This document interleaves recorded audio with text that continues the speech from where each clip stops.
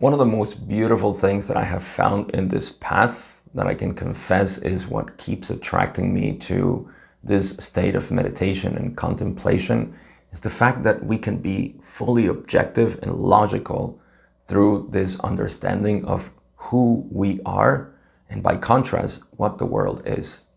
So let's do together an exploration of what this really is and how it can impact the way that you see yourself and then the world.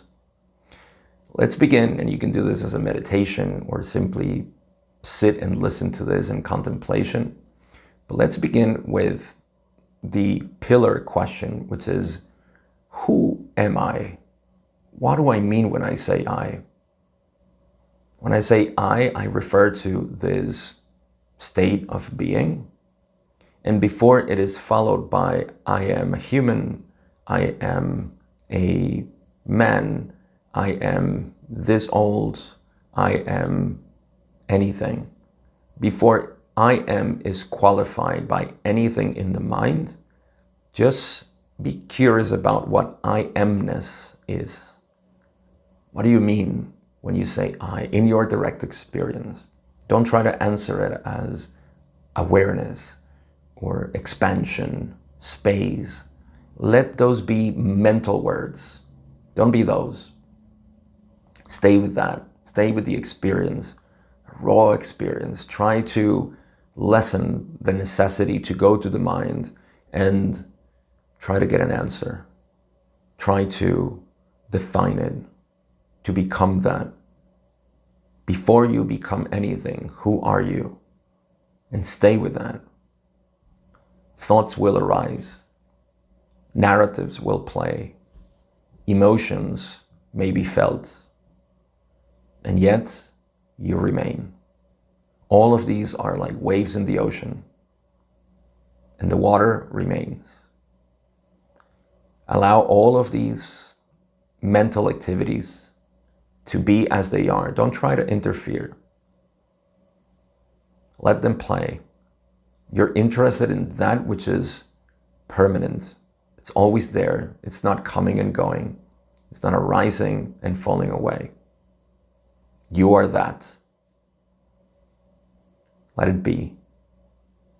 Don't try to change it. Don't try to manipulate it. Don't try to control it.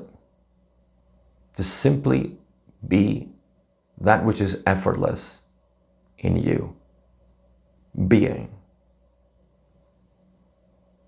By contrast, it can be helpful to see how there is a tendency in all of this.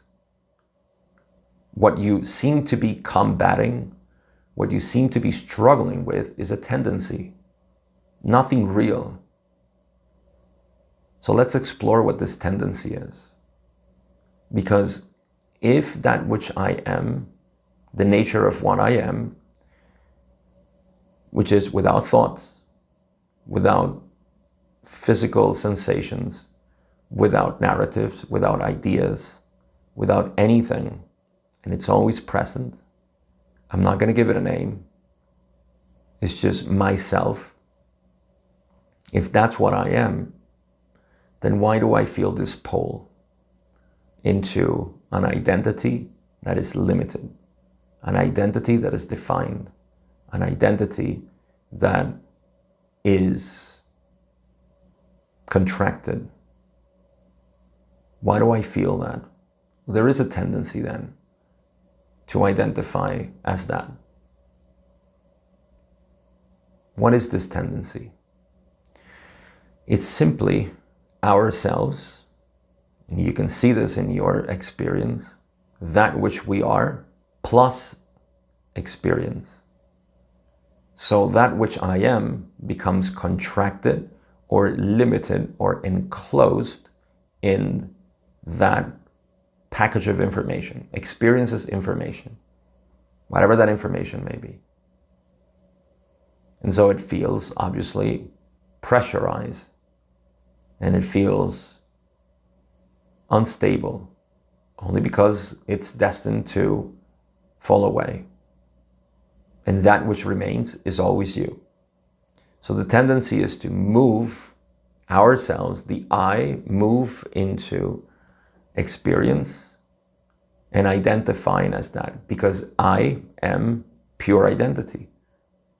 I am that which identifies with everything and anything. But the moment I identify with that, it's short-lived and it goes away.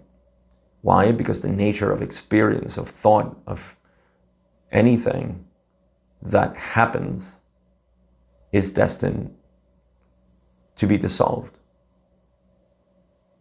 Just like it was born, it dies. But that which I am has never been born and will never die. The body was born and it will die. Thoughts, ideas, concepts, definitions, they were born and they will die.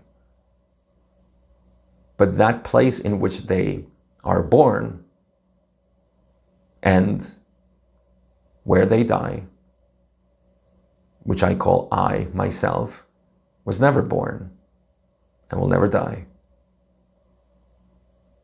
It is only my identity with those limited things that are destined to die. And they die every single second because they're not present in the field of awareness that we are. Notice that too. Become intimately aware that everything that arises in you is short-lived, comes and goes. Get used to this feeling of impermanence, because that is the nature of reality, of experience, is impermanent. But that which experiences it is not impermanent. And we can check this in our reality. I am always I. What I am changes, but I am always I. And this is what one of my favorite Zen masters, Bankei, used to call the unborn. The Buddha mind is unborn. Because it is unborn, it never dies. And so it has absolutely no relationship with those things that come and go. It is the place in which everything comes and goes. That is you. Let the thoughts arise, let the arguments come up, and let them die. Watch them die. Don't try to push them away. Don't try to neglect them. Don't try to superimpose this new philosophy of the unborn or awareness or direct path or anything. Don't try to superimpose any of that as a sort of solution to what's coming up. Just be aware of how they easily dissolve without any effort from your part. There's no need to control, no need to manipulate. There's only the desire and the curiosity to remain as you are in this moment. And that which you are in this moment is the pure awareness of the experience and nothing else. Everything else is a small mind activity. It's a limited feeling of identity. And because it is limited, it is short-lived and it goes away. And then a sense of void. It's created in our personality, in our sense of being, because we're always dissolving away. Only because we are identifying with that which is impermanent. Become very aware that your identity is not this impermanent aspect of reality. Become very aware that reality does not define you, but rather you define reality every single second, every nanosecond, every single moment that you can be aware of.